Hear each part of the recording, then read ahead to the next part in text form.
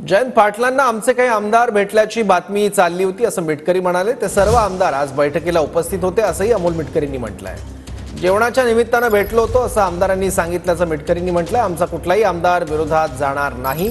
काही आमदार संपर्कात आहे, ते येणारच, त्यांना योग्य वेळची वाट पाहायला सांगितली असं विधान जयंत पाटलांनी काही दिवसांपूर्वी केलं होतं आणि त्यावर अमोल मिटकरींनी प्रत्युत्तर दिलं आहे।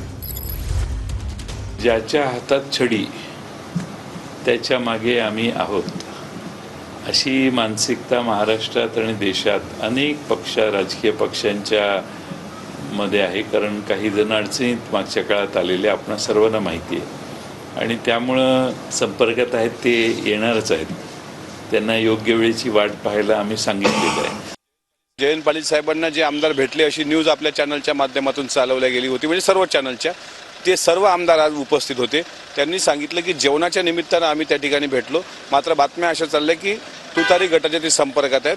त्यामुळे एक गोष्ट नक्की लक्षात घेतली पाहिजे, आजच्या मीटिंगवरून ते लक्षात येतं की राष्ट्रवादीचा कुठलाही आमदार विरोधात नाही, म्हणजे अजितदादांच्या विरोधात जाऊ शकत नाही, जाणार नाही। आणि सर्वांनी या ठिकाणी आपली भूमिका मांडलेली आहे।